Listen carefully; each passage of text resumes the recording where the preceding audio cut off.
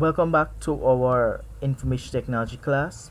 Today we'll be learning about programming, more specifically Pascal programming.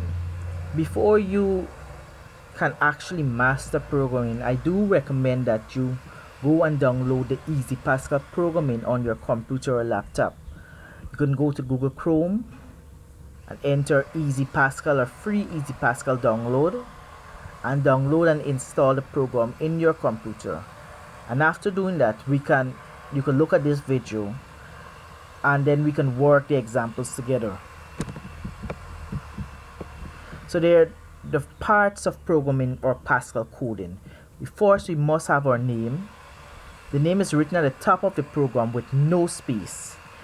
If you want to separate the words, you can use an underscore symbol, but no space in the name.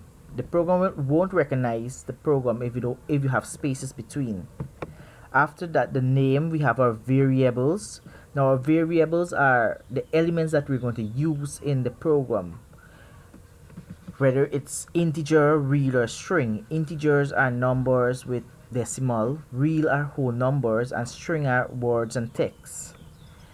Then after that, we have to have our begin. Our begin means to start the program.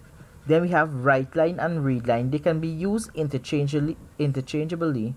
This write line and read line, write line, they mean that whatever you want the person to read, you have to use a write line. So when the person is reading your program, it's only possible because you have used a write or a write line in your programming.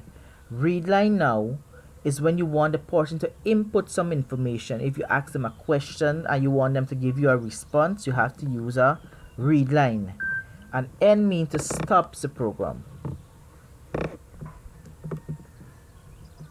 So real is decimal number, integers are whole numbers, strings are words and letters.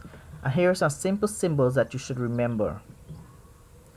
We have our star mean to multiply, or slash mean to divide, or dash mean to minus, and our addition sign mean to add. So let's go with a simple program. We have here our program name. We have lesson 1 underscore program 1, and then we have our semicolon. Our semicolon is very important. So if you don't put in your semicolon in the correct place, the program will not run. So we need to remember where our semicolon have to go. Then we have begin in the next line.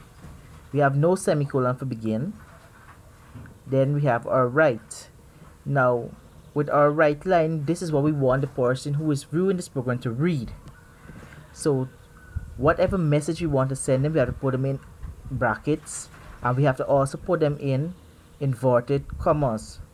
So we have our open bracket or inverted comma, and we want the person to read, "Hello world, prepare to learn Pascal." Then we close inverted comma, close bracket, and our semicolon. Then we put our read line, which we want to show our write line. Then we end our program, and our program will actually run. So this is just a brief introduction. I want you guys to be familiar with the format of writing Pascal code and the elements that are used in them. So just go over the video, and you could use your Easy Pascal and write this small program in, and just get familiar with the elements and the format. Thank you, and until next class.